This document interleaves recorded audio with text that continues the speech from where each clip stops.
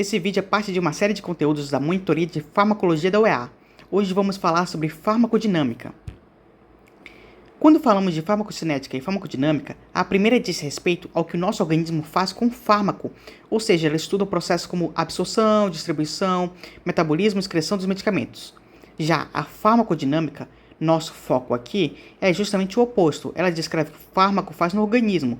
E aqui que entra o conceito de complexo fármaco-receptor, que é essencial para entender como os medicamentos exercem seus efeitos.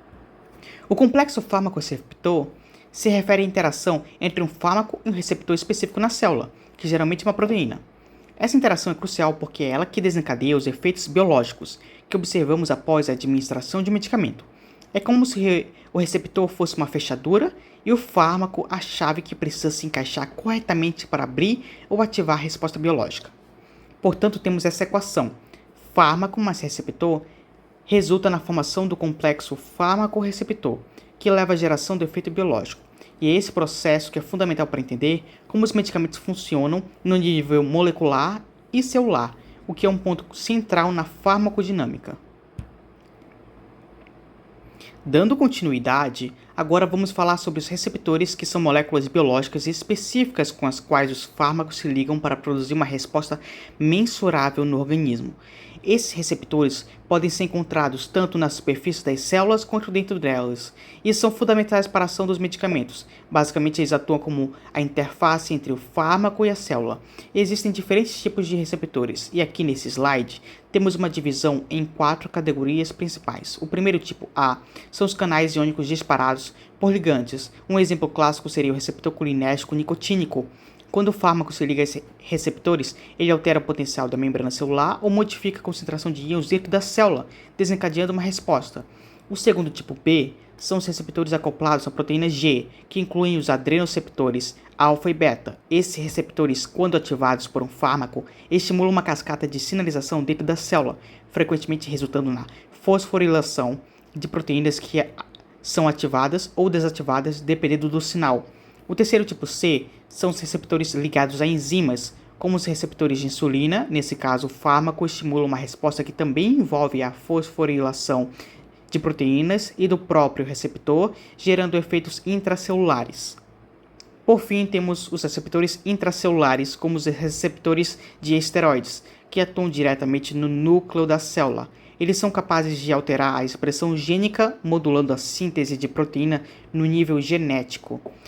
Esses mecanismos de ação são fundamentais para entendermos como os medicamentos afetam os processos celulares e como podem ser utilizados para tratar diversas condições. Agora vamos falar sobre as características da transdução de sinais, que é o processo pelo qual a ativação de um receptor por um fármaco leva a uma resposta dentro da célula. Uma característica importante desse processo é a amplificação de sinais. Isso significa que, a partir de uma única interação entre o fármaco e o receptor, é possível gerar uma resposta celular muito maior do que o estímulo inicial. Essa amplificação ocorre por meio de cascatas de sinalização intracelular, em que cada etapa pode ativar múltiplas moléculas, aumentando o efeito final. Por outro lado, temos também a desensibilização, que ocorre quando há uma exposição prolongada a um agonista, ou seja, a um fármaco que ativa o receptor. Com o tempo, o receptor pode se tornar menos responsível, um fenômeno conhecido como taquifilaxia. Isso acontece como uma forma de proteção do organismo para evitar respostas exageradas a estímulos contínuos. Além disso, em alguns casos, pode ocorrer a internalização dos receptores, em que eles são removidos da superfície celular e transportados para dentro da célula, reduzindo ainda mais a sensibilidade ao fármaco. Essas adaptações são mecanismos importantes que o corpo utiliza para regular a intensidade e a duração das respostas biológicas a medicamentos e outros estímulos. Agora vamos discutir os diferentes tipos de fármacos agonistas e suas respectivas respostas biológicas quando se ligam aos receptores. Primeiro, temos o agonista total, representado aqui pela curva vermelha. Esse tipo de agonista é capaz de produzir a resposta biológica máxima possível quando se liga ao receptor, ou seja, ele ativa totalmente o receptor, gerando uma resposta completa. Em seguida temos o agonista parcial, mostrado pela curva azul. Ele também se liga ao receptor, mas não consegue ativá-lo de forma tão eficiente quanto o agonista total, por isso ele produz uma resposta biológica. Mas essa resposta nunca atinge o máximo, mesmo que todas as moléculas do receptor estejam ocupadas por esse agonista. Em termos práticos, o agonista parcial gera uma resposta intermediária. Por último, temos o agonista inverso, representado pela curva verde. Esse tipo de fármaco faz o oposto do agonista total e parcial. Em vez de ativar o receptor, ele estabiliza sua forma inativa, reduzindo a atividade basal do receptor. Ou seja, ele diminui a atividade do receptor para abaixo do nível normal, o que pode ser útil em situações onde queremos inibir respostas excessivas do organismo.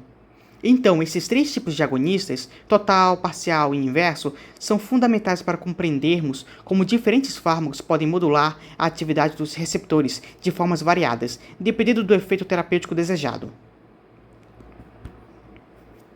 Agora vamos falar sobre os fármacos antagonistas, que têm um papel fundamental ao bloquear ou inibir a ação dos agonistas, prevenindo assim que eles ativem os receptores. O primeiro tipo que vamos ver são os antagonistas competitivos. Eles se ligam exatamente ao mesmo sítio de ligação que o agonista no receptor, competindo diretamente com ele. Ou seja, a ação do agonista depende da concentração relativa entre o agonista e o antagonista. Se houver mais antagonistas presentes, eles vão impedir que o agonista se ligue e, portanto, bloquear sua ação.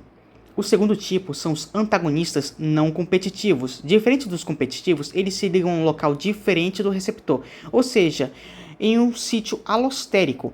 Isso significa que eles não competem diretamente com o agonista pelo mesmo local de ligação, mas mesmo assim impedem que o agonista exerça seu efeito, seja alterando a conformação do receptor ou interferindo no processo de ativação.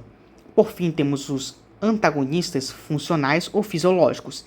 Eles atuam em receptores diferentes dos agonistas, mas produzem efeitos opostos no organismo, ou seja, mesmo que o agonista ative seu receptor, ele gera uma resposta.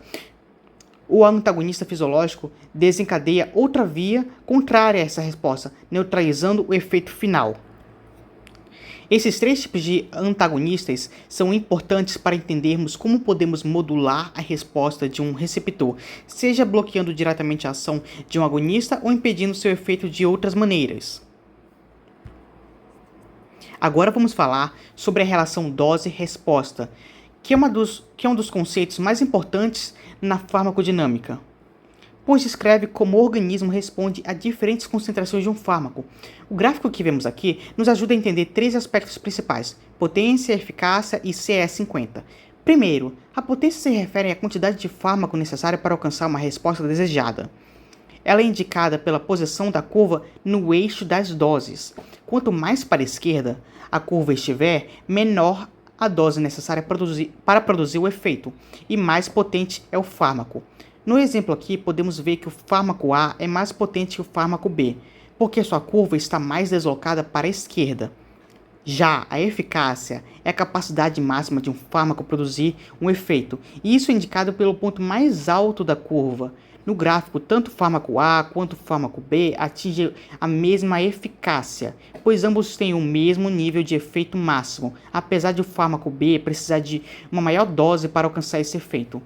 Por fim, temos a CE50, que é a concentração do fármaco necessário para produzir 50% do efeito máximo.